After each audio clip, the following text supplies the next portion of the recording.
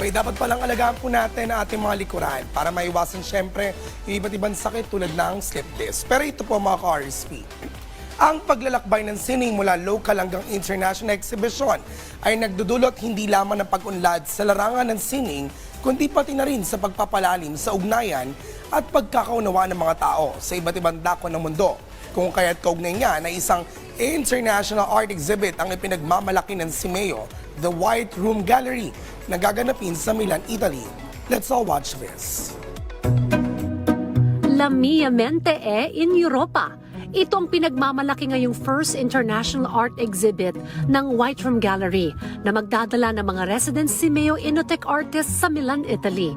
In this sense, they will be affirming our advocacy that technology and the humanities cannot be separated. The artists and the technocrats and scientists cannot be separated from each other. And we thank our artists in residence who have taken the initiative to raise their own resources, to bring their own works of arts, painting and sculpture to Europe, and at the same time bring the name of Simeo Inotech as an advocate not only of technology but also of the humanities. Gaganapin ang exhibit Kalayaan Hall ng Philippine Consulate sa Milan, Italy, May 7 to 12, 2024, na pangungunahan ng White Room Gallery Exhibition Curator na si Professor Ruben De Feo ng UP College of Fine Arts. The idea of exchange is very important here because we have to show our counterparts that what we are doing, what the artists are doing here would be at par with what is obtaining elsewhere. And as you can see in this gallery, these are sample works of the artists. Oh, they can stand side by side.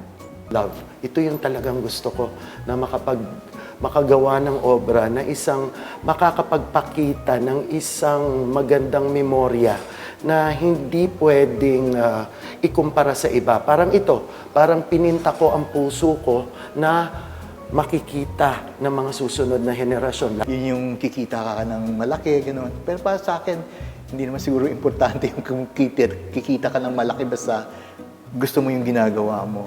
Siyempre, kung gusto talaga nilang gawin yung gusto nila, like pagpipinta, ganyan, marami naman ngayon na paraan para i-harness yung talent nila, no? Aabot ng 17 visual artist ang lalahok sa nasabing exhibit. Matatanda ang 4 na matagumpay na exhibit ang isinagawa ng Simeo Inotech sa White Room Gallery. Iyan ay ang ugma-ugnayan ng sining at teknolohiya, screenscapes, Don We Now Our Gay Apparel, at Bring Home an Artwork. Kung meron mang mga kabataan, marami yan, no? May mga kabataan dyan na nagnanais na maging artista ng bayan. Pagbigyan ninyo yung hilig na yan.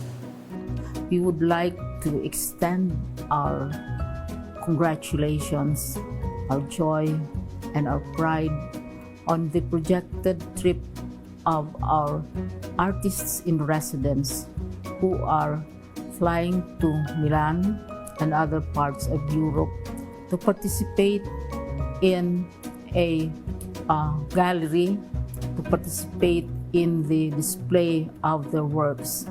Mula sa sariling bansa patungo sa Europa, isang hangarin ng nais ng grupo ang maipakita ang galing at makulay na buhay ng mga Pilipinong manilikha ng sining. Ang buhay na kultura at malalim na emosyon ng istorya na hindi mailalarawan ng mga salita.